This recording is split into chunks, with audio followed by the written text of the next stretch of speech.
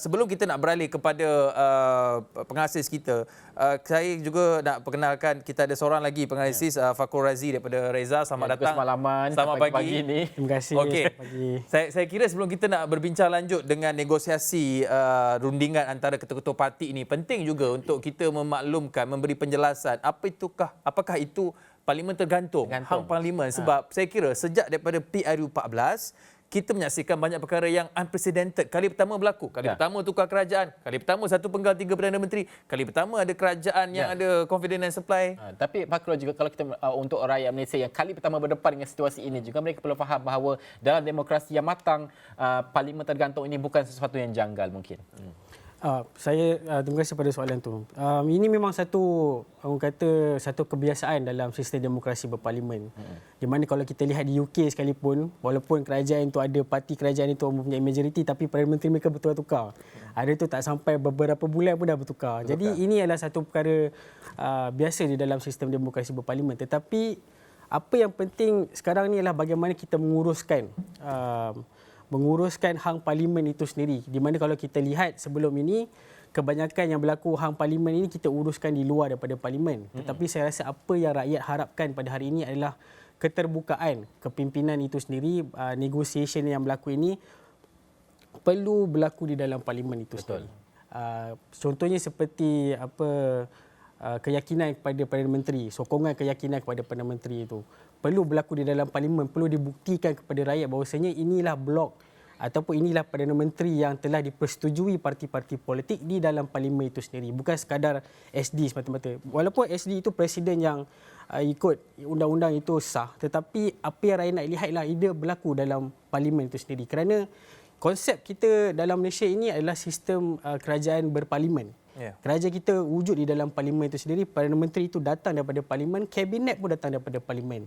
Jadi ini sesuatu perkara yang kita perlu lihat dari sudut yang lebih positif kepada sistem demokrasi berparlimen kita. Dan di sini jugalah kita mempertaruhkan kebijaksanaan parti-parti politik di mana mereka perlu menjunjung, sebab saya tengok di dalam manifesto mereka ada yang nak menjunjung demokrasi berparlimen, ada yang mahukan demokrasi matang dan sebagainya. Dan inilah masanya mereka menterjemahkan segala janji ataupun tawaran mereka itu pada peringkat awal ni kepada bagaimana ingin menyusun pentadbiran itu sendiri. Kalau kita tak susun pentadbiran itu, keyakinan itu tidak datang kepada rakyat, maka kita akan lihat kelusuan rakyat itu sendiri terhadap sistem demokrasi berparlimen. Dan saya rasa ini agak penting masa sekarang. Ya, tapi penting juga untuk kita rakyat di luar sana tahu, sebab ramai pengundi kali pertama, undi 18 sebagainya. Soalan mudah, kita ni ada Perdana Menteri lagi tak sekarang ni sementara nak menunggu negosiasi ni? Kita ada caretaker Perdana Menteri, Datuk Seri Ismail Sabri. Tapi saya rasa prosesnya kita kena terima lah. Proses dia agak panjang.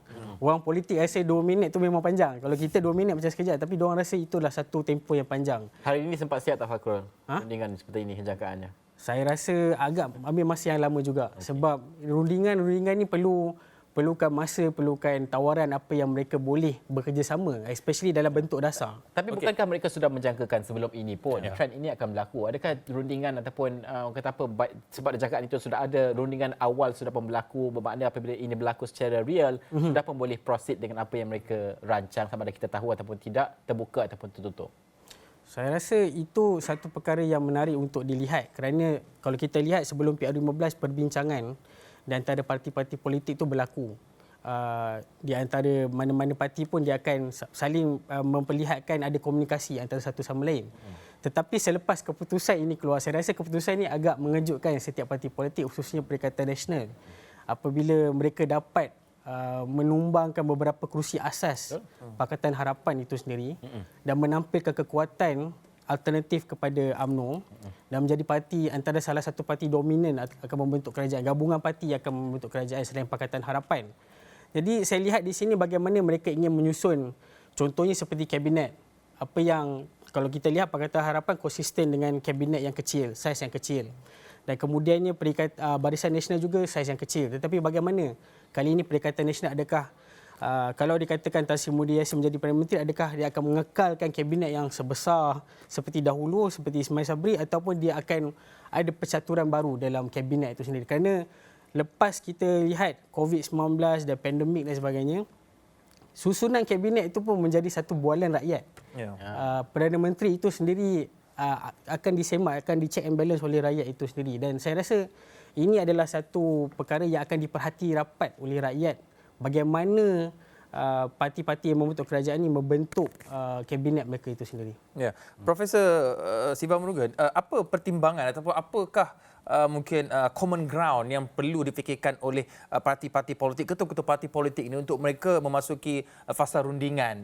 Sudah pasti akan ada pihak yang akan ada upper hand dalam negosiasi tersebut. Siapa yang akan ada upper hand dan apakah mungkin common ground yang perlu mereka terima untuk mereka membentuk kerajaan perpaduan atau pergabungan ini? Kalau saya tambah sikit sebelum PIU itu banyak caveat itu sudah pun diserahkan. Adakah kini hilang semua itu untuk rundingan? Saya rasa caveat itu dah hilang, perlu kembali kepada asas baru, dan di mana kalau kita perhatikan aktor utama juga sudah banyak berubah. Dan kita lihat perubahan itu barangkali juga akan mengubah tuntutan, tawaran, negosiasi, siapakah yang perlu berkorban, siapa yang perlu berkompromi. Jika pada peringkat awal Barisan Nasional berada pada kedudukan untuk menentukannya, masih lagi walaupun dengan angka 30, saya percaya masih lagi boleh membentuk kerajaan bersama dengan yang lain. Tapi soalnya di sini, bila kita cakap tentang kerajaan, sudah pasti ada 3 bentuk kerajaan yang berbeza. Kerajaan mutlak sebenarnya yang sebenarnya ideal. Dengan majoriti yang besar, kita tidak perlu risau tentang sama ada parlimen itu akan hilang kuasanya pada bila-bila masa. Kemudian kepada kerajaan campuran. Kerajaan campuran juga memerlukan pengorbanan juga negosiasi pelbagai pihak. Di sinilah kita lihat pelbagai pihak cuba bergerak ke arah kerajaan perpaduan dengan harapan akan ada keadaan menang-menang untuk semua dari segi jawatan, dari segi manifesto yang barangkali boleh dikompromi, dan yang ketiga soal yang tidak akan menggugat kedudukan perlembagaan misalnya. Jadi saya rasakan aktor-aktor politik ini akan memikirkan kerangka besar itu dalam menghalusi negosiasi yang perlu diadakan. Jadi siapakah yang akan menerajui negosiasi itu? Siapakah yang sebenarnya mampu untuk menarik sokongan? Kita telah melihat penjajaran itu berlaku pada Mac 2020, kemudian berlaku lagi pada Ogos 2021. Apakah penjajaran sedemikian rupa akan kembali semula dengan menarik sokongan yang pernah kita lihat? Dalam politik tidak ada musuh atau lawan, tak hanya kepentingan. Segalanya adalah politik angka, dan politik negara kita ini adalah soal seni yang mempunyai segala kemungkinan. Bermakna bagaimanakah seni itu akan digunakan oleh sama ada Tan Sri Muhyiddin Yassin di sebelah Perikatan Nasional ataupun Datuk Seri Anwar Ibrahim yang menyatakan mempunyai angka tersebut dan sudah pun ada bukti bahawa ada usaha ke arah pembentukan kerajaan. Tapi saya percaya, sebagaimana yang katakan tadi, ia kembali kepada istana.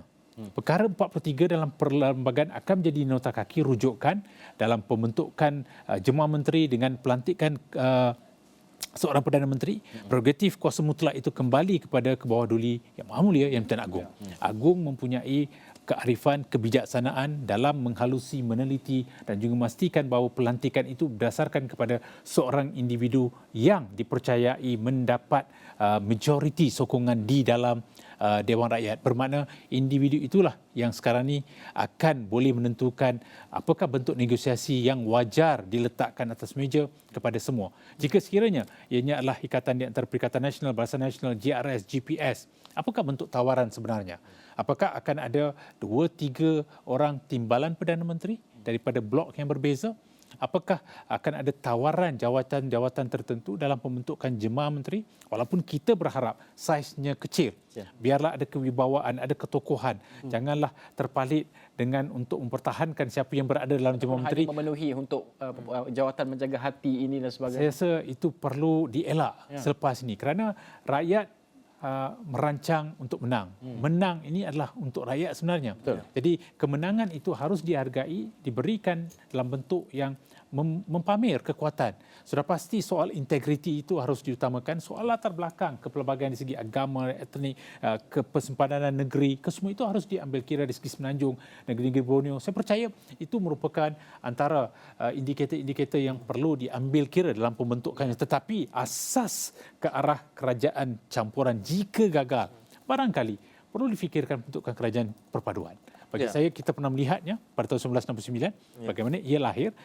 Kita mampu untuk mengenepikan fahaman politik, ideologi politik semata-mata ke arah pembentukan kerajaan seperti itu. Tetapi apakah itu mampu dilaksanakan apabila ada dua gergasi besar yang merancang pembentukan blok yang berbeza. Ya, Fakhur Razi. Kalau saya boleh tambah daripada doktor tadi, mungkin juga kita akan lihat sama ada kita ada CSA ataupun perjanjian MOU selepas ini.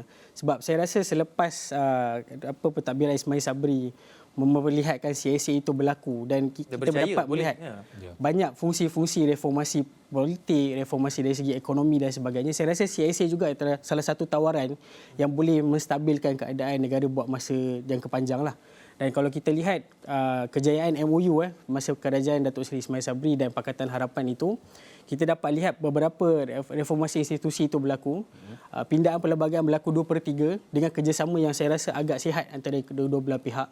Anti lompat parti dan sebagainya itu berlaku kerana MOU itu sendiri. Dan saya melihat dalam keadaan sekarang ini di mana kerajaan itu tidak mempunyai majoriti yang agak selesa, 1-1-2 pun kita susah nak dapat. CSA ini mungkin tawaran yang terbaik untuk memastikan parlimen ataupun pentadbiran itu berfungsi dengan baik. Ya. CSA itu datangnya daripada Tan Sri Muhyiddin sebenarnya. Sebelum kerajaan itu tumbang, itu yang ditawarkan. 12 MP tak tarik diri. Ketika itu yang diberikan. Kesemua item itu datang daripada kerajaan beliau. Cuma selepas itu bila DAP tidak bersama dengan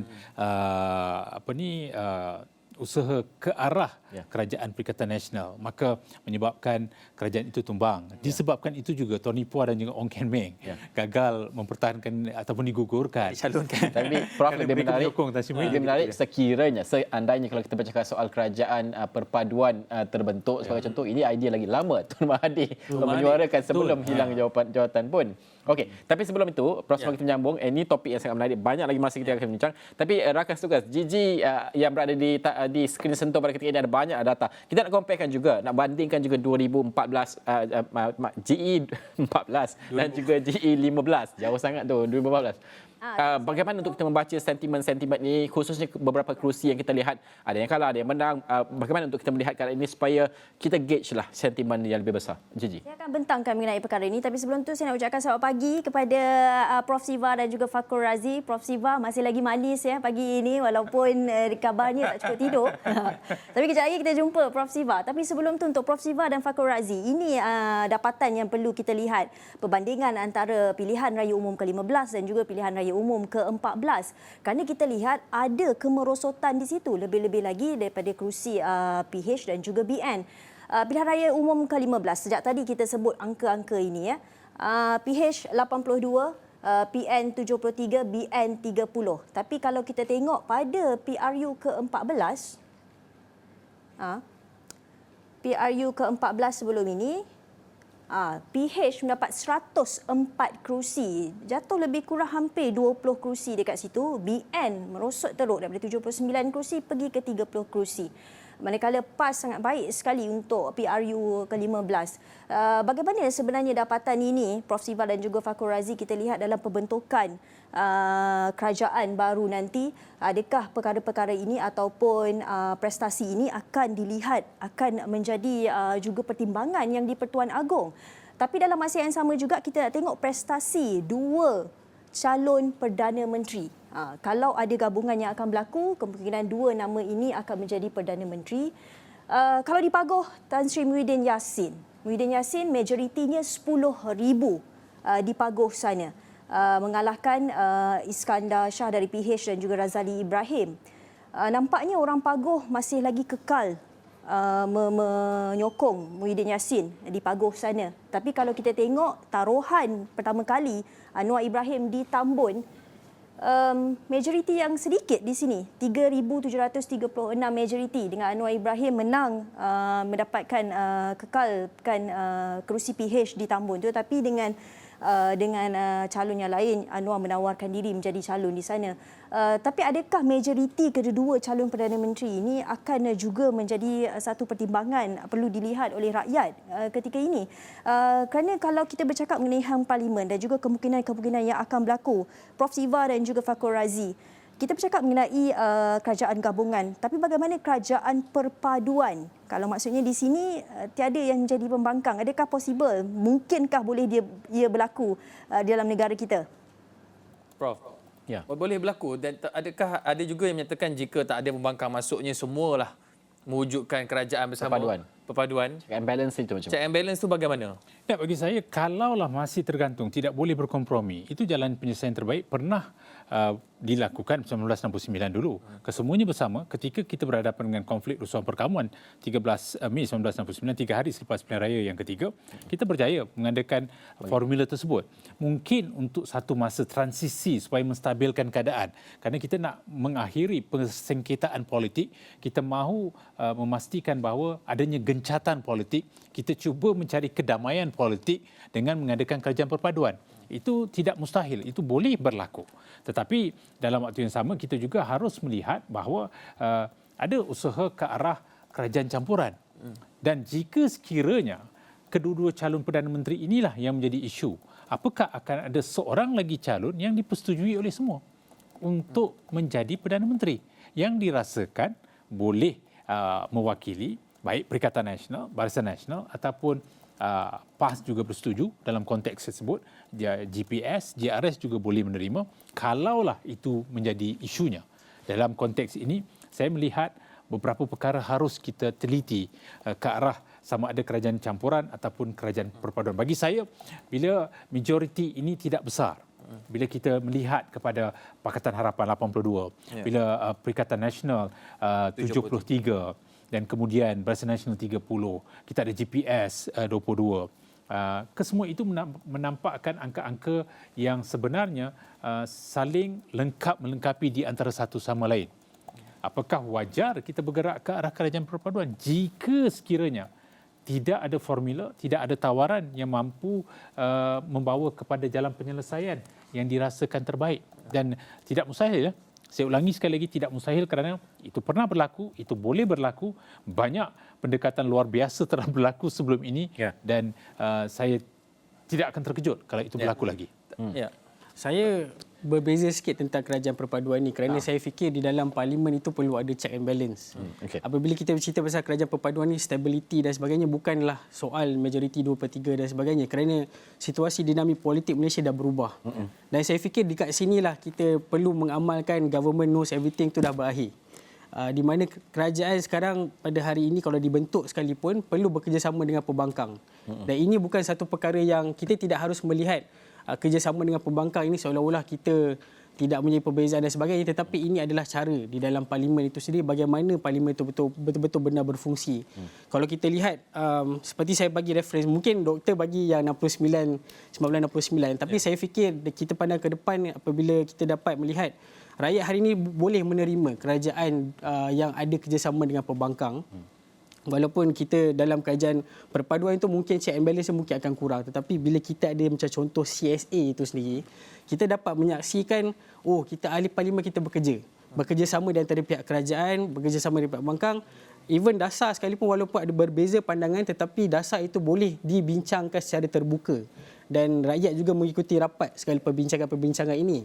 Jadi kalau pembentukan kerajaan yang saya rasa bukan sekadar stabil dari segi stabil sendiri, tetapi kerajaan itu terbuka dan melihat pada perspektif baru di dalam politik Malaysia itu sendiri. Contohnya saya berikan dalam Belanjawan 2023, ramai yang tak perasan dalam Belanjawan 2023 yang dibentangkan oleh Datuk Seri Ismail Sabri, buat pertama kali dalam sejarah politik ataupun sejarah pentadbiran negara, kita ada peruntukan untuk ketua pembangkang di dalam buku itu sendiri.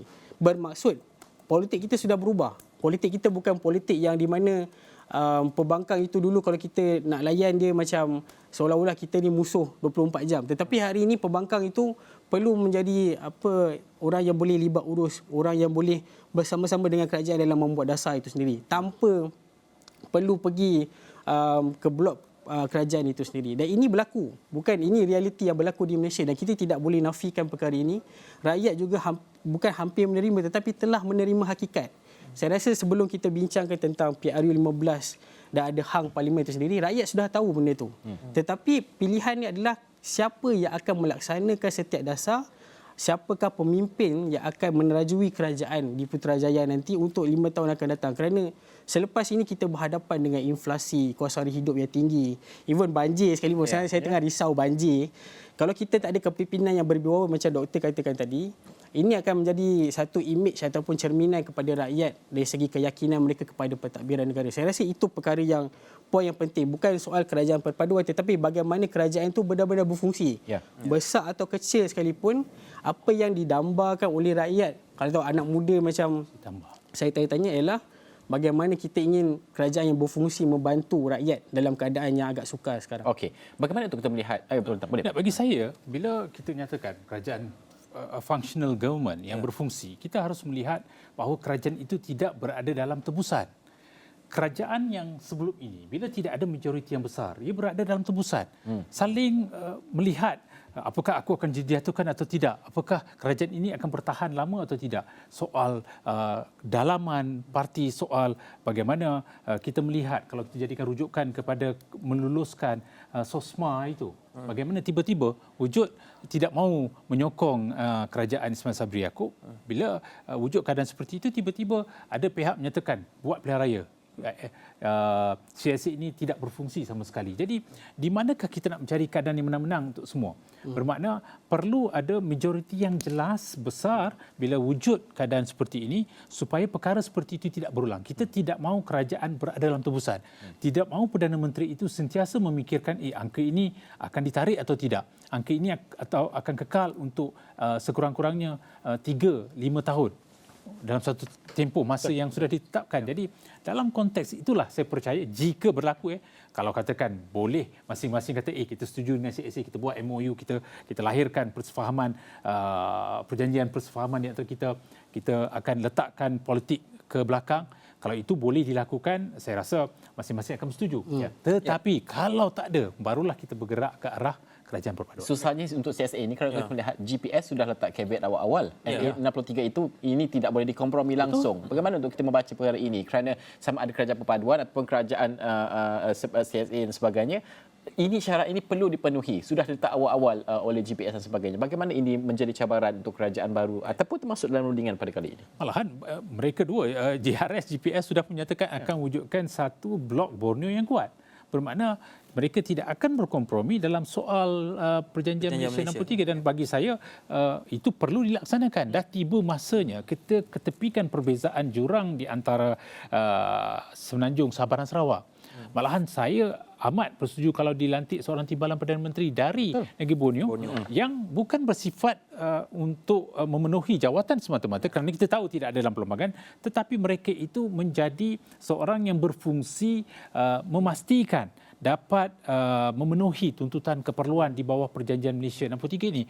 Bermakna jawatan itu penting supaya memahami, menggarap dan juga memberikan maksud dan makna di sebalik perjanjian tersebut dan tanpa membelakangkan hak kepentingan mana-mana pihak, tanpa sama sekali mencerobohi kepentingan dalam perlembagaan. Perkara 18, perkara 20 semua itu diangkat bersama supaya keadaan menang-menang untuk semua. Kita tidak mahu lagi melihat jurang intra-etnik, inter-etnik itu berpanjangan.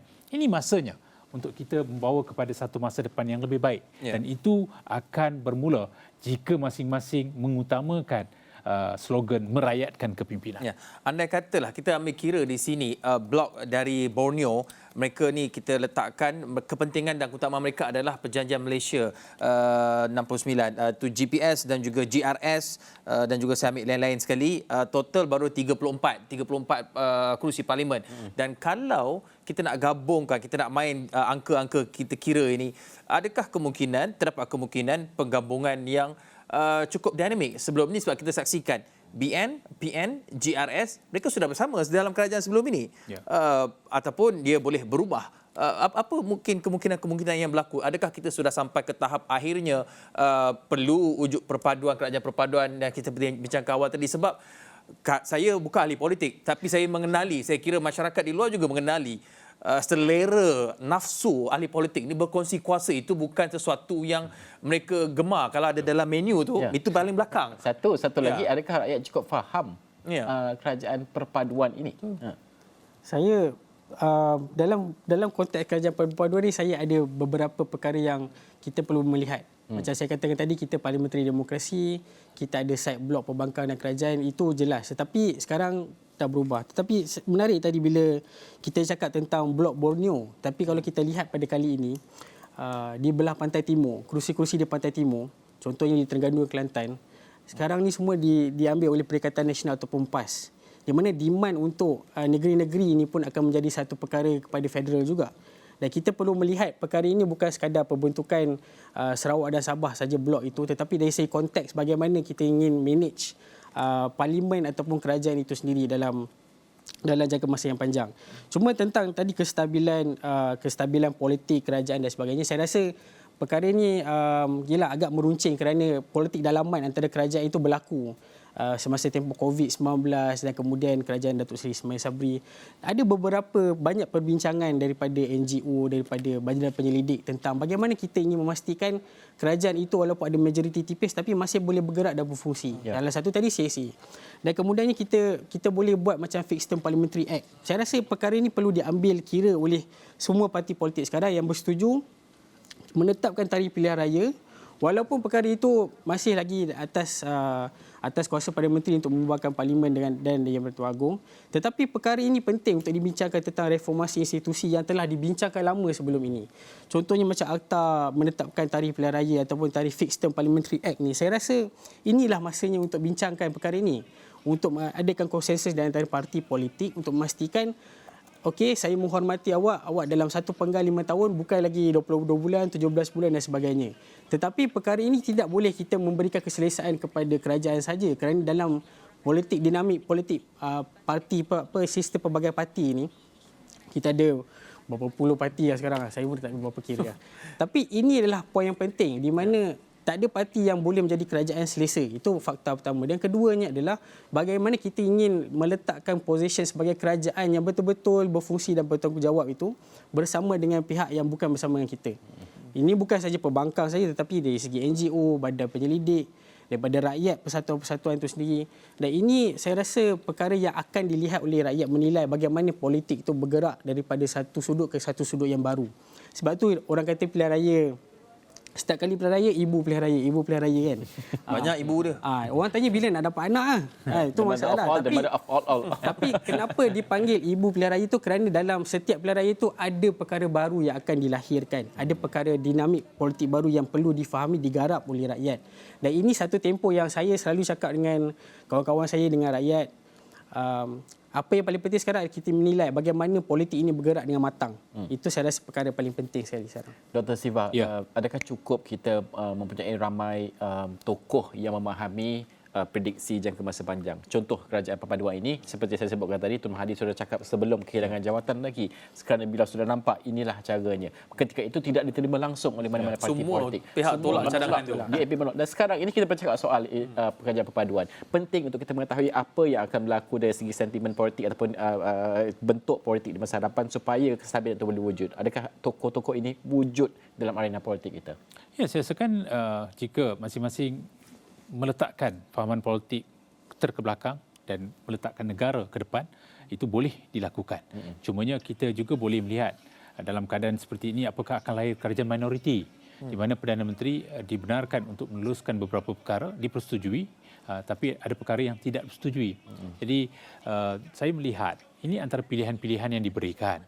Malahan untuk bergerak ke depan lagi, apakah sudah tiba masanya mereka yang memegang jawatan dalam kerajaan adalah mereka yang tidak memegang jawatan dalam parti, supaya tidak wujud pertembungan seperti ini, isu yang membawa kepada jawatan, pangkat, kedudukan, agar kabinet itu stabil dan kita mengutamakan apa yang perlu dilakukan.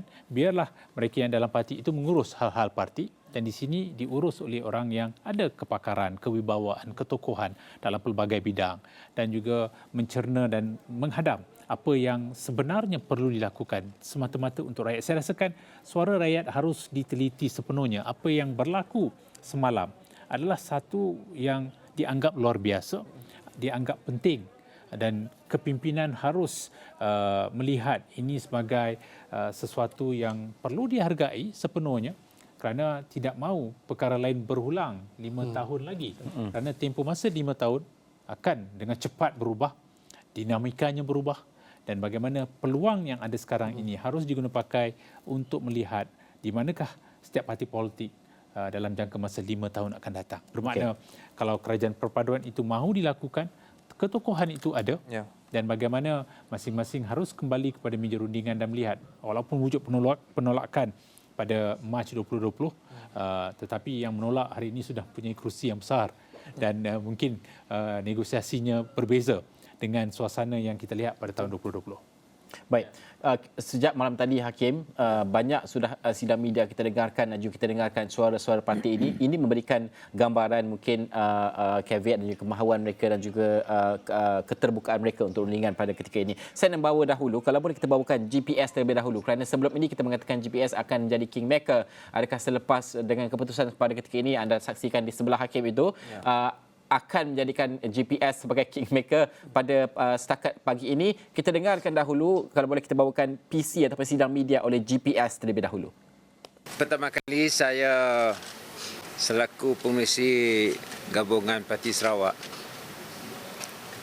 ingin nak mengucapkan setinggi terima kasih dan penghargaan kepada semua pengundi-pengundi yang telah membuat keputusan hari ini dalam pilihan raya PRU 15. Saya pun juga mengucap terima kasih kepada pegawai-pegawai yang bertugas, termasuklah pihak-pihak keselamatan yang telah dapat menjalankan pilihan raya secara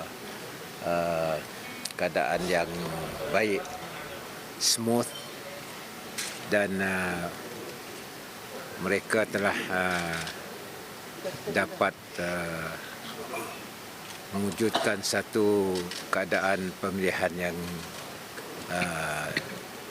baiklah pada hari ini.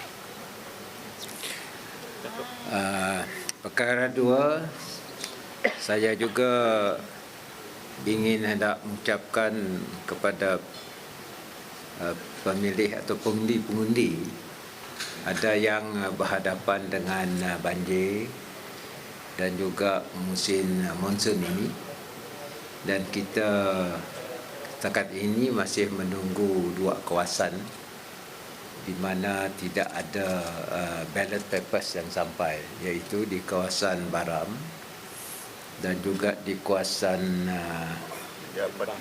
Limbang, peti undi Lembang yang tidak dapat datang ke pusat penyembelihan undi.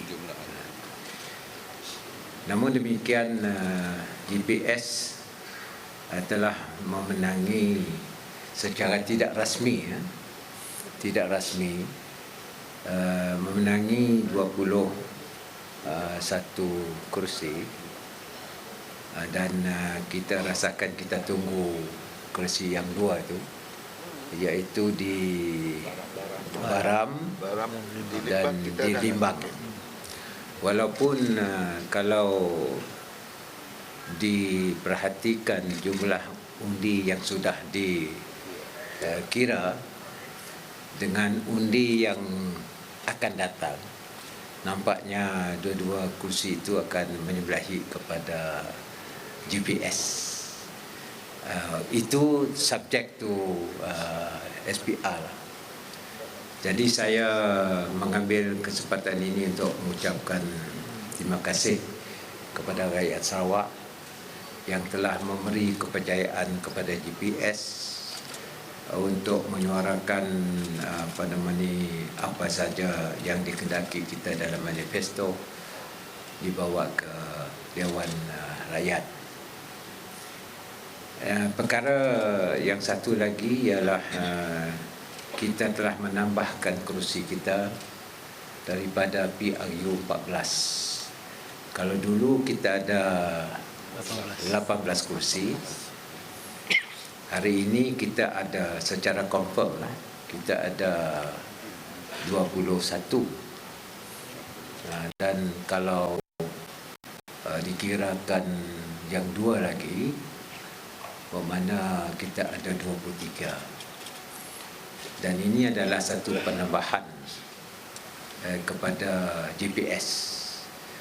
Sudah tentu GPS mempunyai jumlah yang agak memuaskan dalam pilihan raya PRU 15 ini. Saya bertanya kepada mereka yang telah berjaya. Untuk wanitanya, kita menang semua wanita calon kita dalam BPS. Termasuk muka baru 2 orang, iaitu dari Batang Sadong dan juga Seri Aman. Dan Seri Aman itu the first event wanita MP dihantar oleh GPS. Selain daripada itu, kita ada orang muda daripada Batang Upah. Sudah tentu ia akan membantu seorang lagi orang muda kita di Sibuti yang juga telah memenangi pilihan raya ini. Jadi kita cross section of the society, from the young as well as the wanita and the middle voters. SUPP bertambah 1, iaitu Serian dan 1 tambahnya Sarike. They have got 1 seat from DAP back to SUPP. Dan ini adalah satu tanda-tandanya bahawa Sarawak mempunyai suara yang kuat dalam pilihan raya PRU 15. Jadi sekali lagi saya mengucap terima kasih kepada semua yang terbabit, pihak SPR, pihak Kesempatan dan juga pihak yang bertugas termasuk media. Thank you very much for your contribution in this election. Dan saya harap Malaysia akan mempunyai kerajaan yang lebih stabil dan kerajaan yang kuat yang akan memenuhi hasrat rakyat Malaysia. Okey? Terima kasih. Ada soalan? Tan Sri, melihat kepada perkembangan di seberang sana Tan Sri, adakah ini memberi petanda akan kerajaan campuran seperti sebelum ini akan dibentuk? Saya tidak ada butiran daripada rakan kita daripada Semenanjung, tapi saya jangkakan bahawa mungkin akan terbentuk kerajaan campuran. Bagaimana dia bercampur, wallahualam. Tunggu dulu. Kita boleh nampak PN dan PH mereka sedang on the way winning. GPS sudah decide who they want to cooperate with. No, I haven't got the details of the result in Peninsula Malaysia, though I was informed that PN has a slight lead in this election.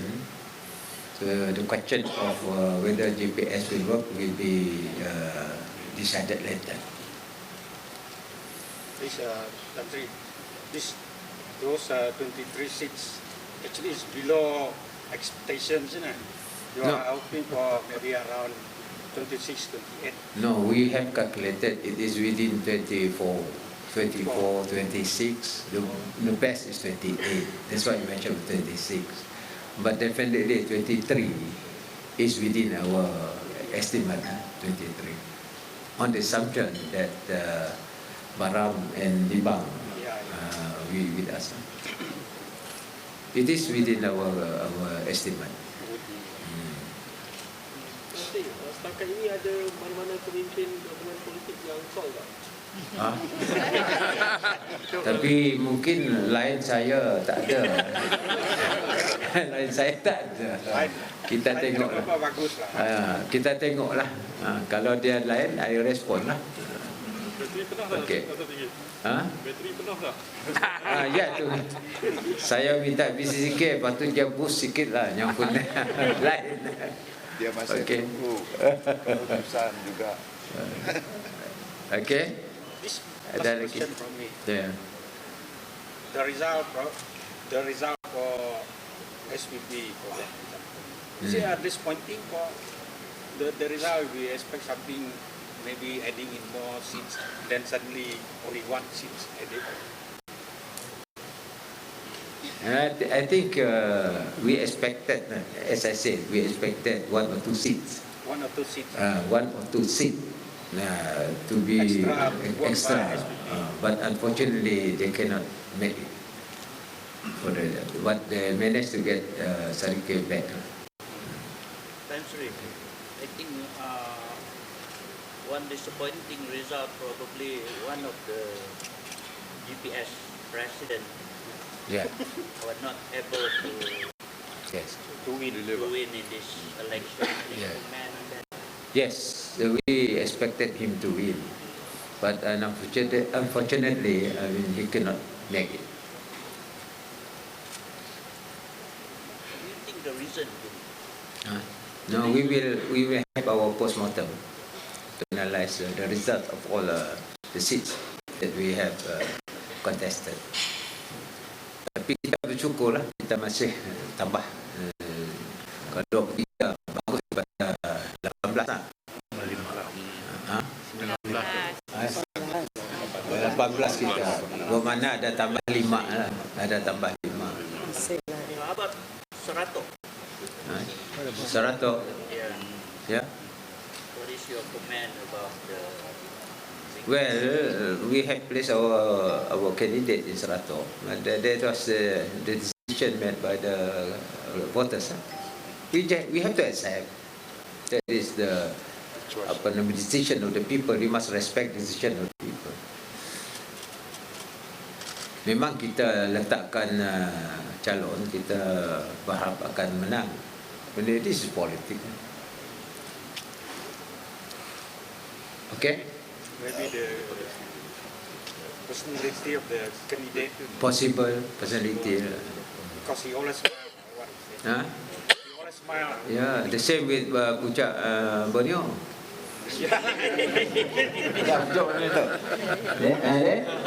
Puncak Borneo. Yeah, I mean his majority is very high. Yeah. RB thought him he's going to win easily, but he refused to admit it. Yeah. Memang he's very cautious. Yeah. That would be the top criteria. Smiling. Yeah. Okay. We managed to get back Lubuk Antu. Seri Aman. Huh? Win is still win. And Seri Aman. We get back Seri Aman. So boleh tahan juga GPS. Selangor also. Serike also. Tadi, just now you said the decision we make later. How soon can we know the result? The decision. Result of what? The decision To work together. to work together. You say will be made later, will be known later. Tapi how soon? Until they contact me lah. So you saying that no one has contacted you lah? So you saying that So far belum ada. Belum ada. Kali sidaknya Sinun masih ngitung. That's why I have your kesian dengan kita lama gila nunggu ya saya press conference awal tu. Nah. Kami GPS kesian dengan orang. Okay, sidaknya lagi masih. True, they're still counting also. So we just wait lah. Okay? Terima kasih banyak. Yeah? Sorry, I know you've spoken about the DPM position before, but if one of the coalitions still offer to give us any potential candidates in mind? What? The DPM position for Sabah Sarawak. DPM? Yeah. Because they offer DPM aja. But as I told you publicly, I need the power. Kalau DPM without power, no point. MA 63 dulu. Okay. But if they offer with power, why not? Anyone potential? Huh? Potential. Yeah. Tunggu dulu. No, we have not formed the federal government yet. They haven't called me. How can I? I can preempt. Okay. Huh? Of course lah, munajatnya offer DPM must be one of the MPs lah. Cannot be all the MPs. Banyak juga DPM 23 orang. Okay. Thank you very much. Terima kasih. All the best to you.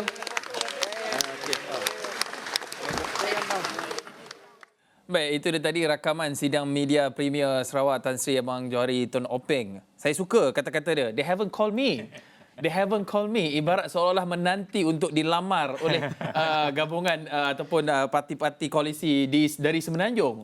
Sebab kalau kita lihat Prof Siva dan juga Fakrul, kemungkinan ini juga boleh berlaku, tetapi siapakah sebenarnya yang selayaknya approach gabungan-gabungan ataupun parti-parti dari Borneo ini? Kita ada GPS 22 kerusi, GRS 6 kerusi, parti-parti bebas dan juga warisan antaranya ada 6 kerusi.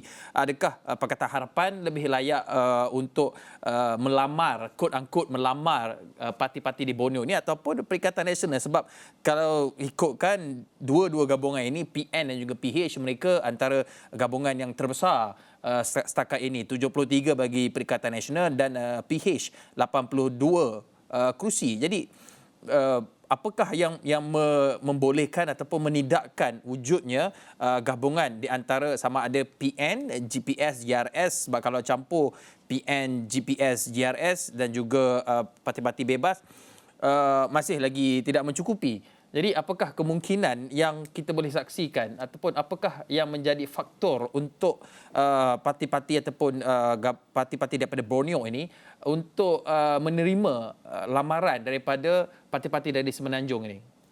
Saya lihat satunya barangkali Perikatan Nasional yang dulunya GPS pernah mesra pada kerajaan tersebut pada tahun 2020.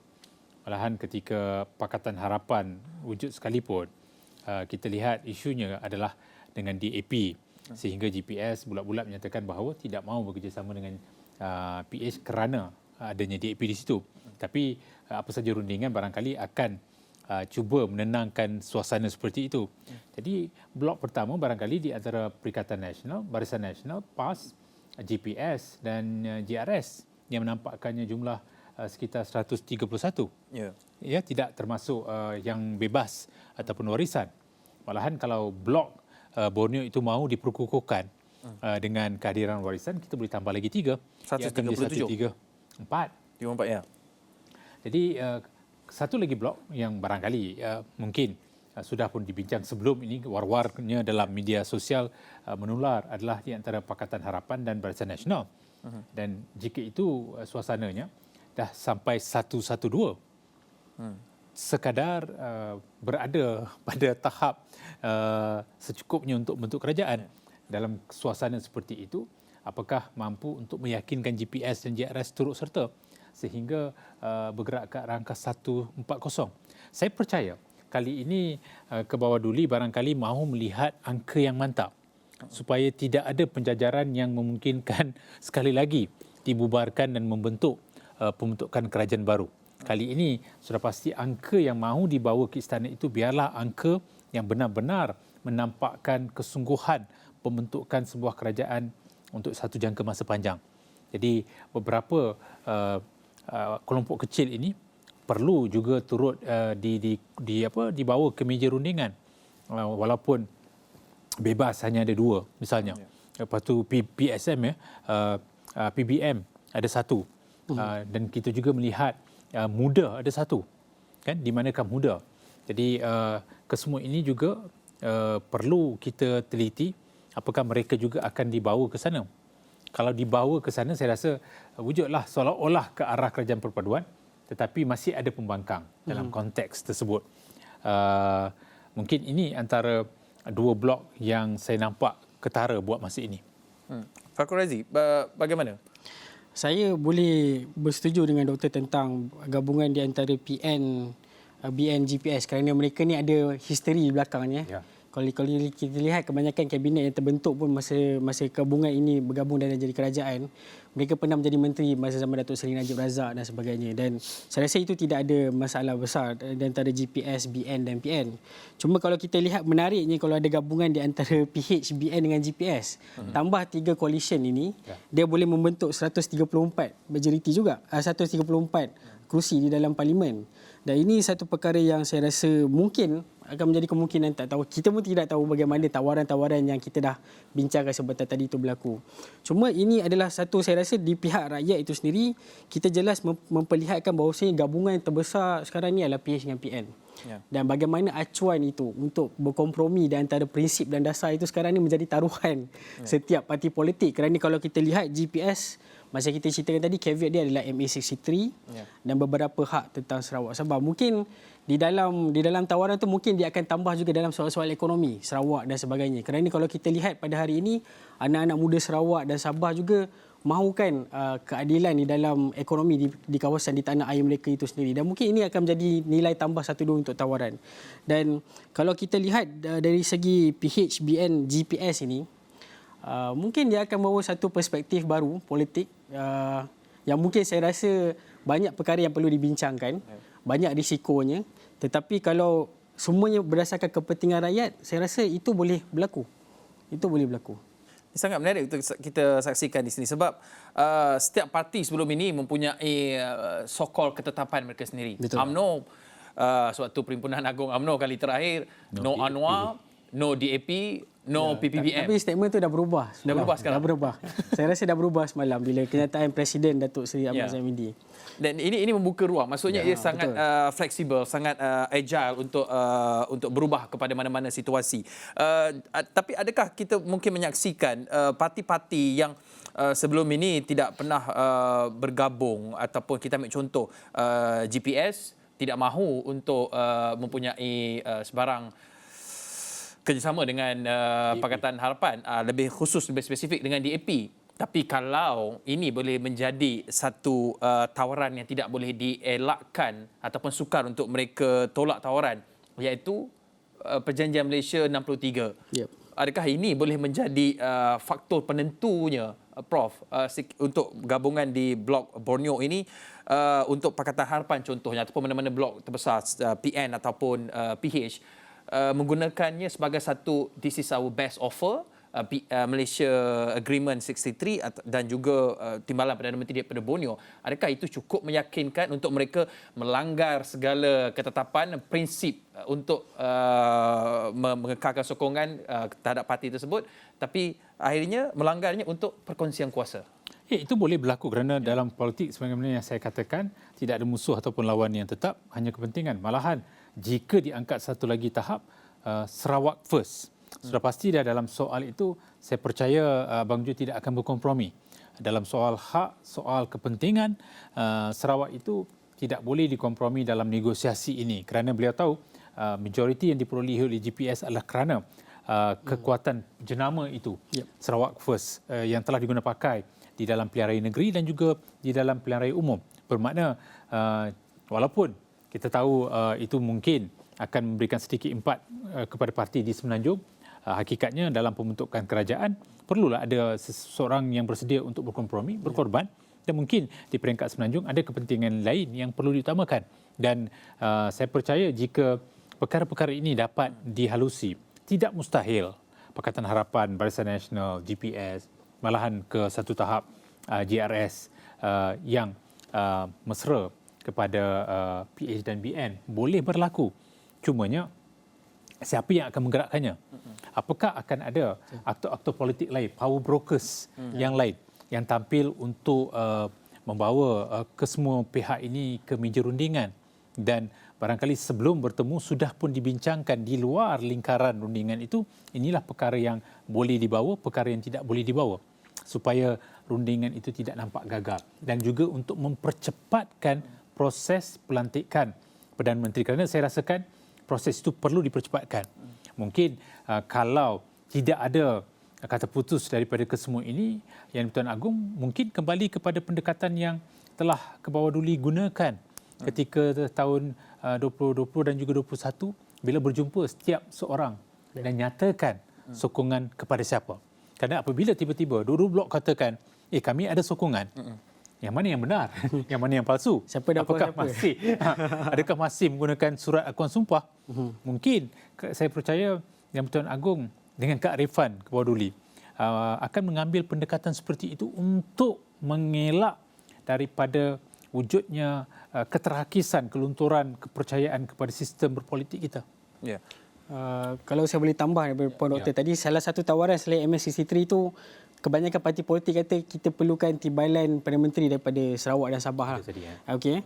Ada yang kata ada TPM 1, TPM 2 dan sebagainya. Tapi saya berpandangan bahawasanya kalau kita betul-betul serius tentang MS63 Sarawak dan Sabah, timbalan Perdana Menteri itu, timbalan Perdana Menteri itu mesti datang daripada wilayah tersebut.